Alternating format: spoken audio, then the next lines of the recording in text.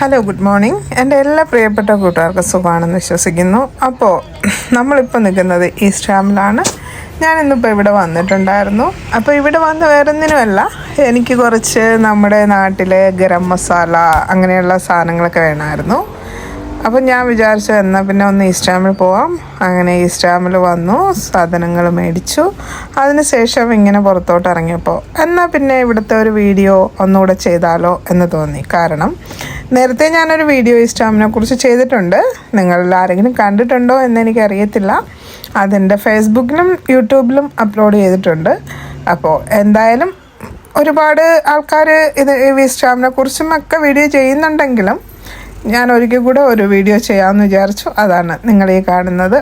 എന്നാൽ ഞാൻ അതിൽ നടന്നു പോയിട്ട് പിടിക്കുന്ന ഒരു വീഡിയോ ആണ്. അപ്പോൾ ആ ഒരു രീതിയിൽ നിങ്ങൾക്കും കാണാൻ പറ്റട്ടെ എന്ന് വിചാരിച്ചിട്ട് ഞാൻ അധികം ഡിസ്ക്രിപ്ഷൻസ് ഇതിൽ കൊടുക്കുന്നില്ല. നിങ്ങൾക്ക് നോക്കി കണ്ട് മുന്നോട്ട് പോവാം.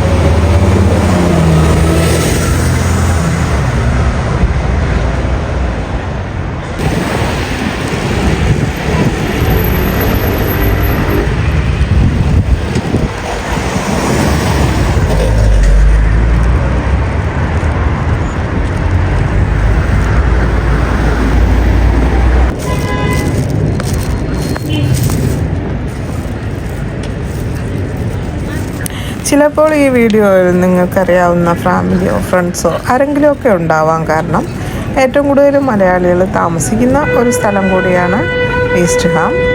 അപ്പോൾ പരിചയക്കാരെയൊക്കെ പരിചയമുള്ള മുഖങ്ങളൊക്കെ കണ്ടാലായി.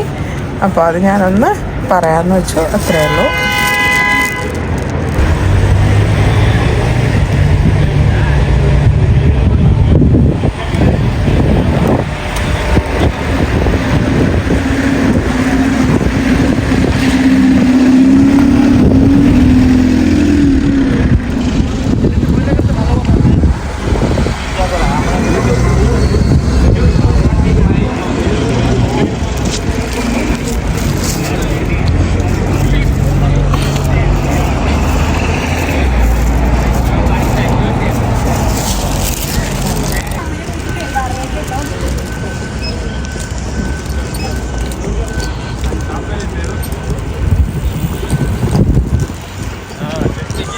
క్యాష్ అండ్ క్యారీ అని ఉన్నది. ఓకే,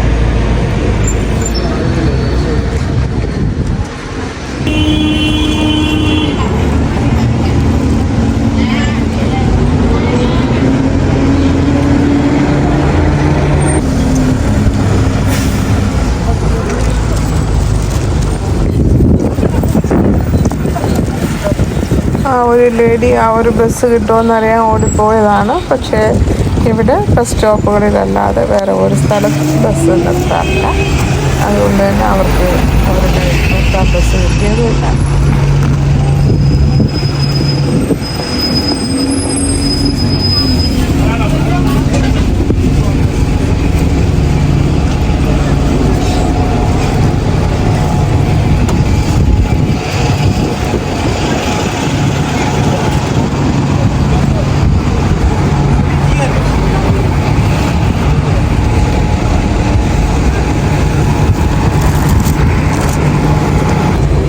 നമ്മളിപ്പോൾ കാണുന്നതാണ് ഈസ്റ്റ് ഹാം റെയിൽവേ സ്റ്റേഷൻ.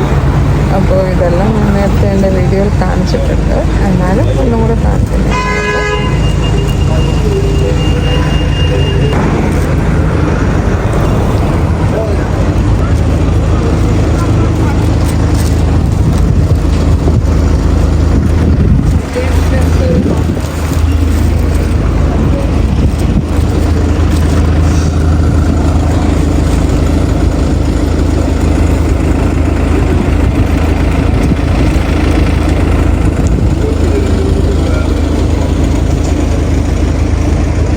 അപ്പോൾ ഇവിടെയൊക്കെ ഒന്ന് നടന്നു കണ്ടു. അതിനുശേഷം ഞാനിപ്പോൾ ബസ്സിലാണ്, തിരിച്ചു പോകാനുള്ള വഴിയാണ്.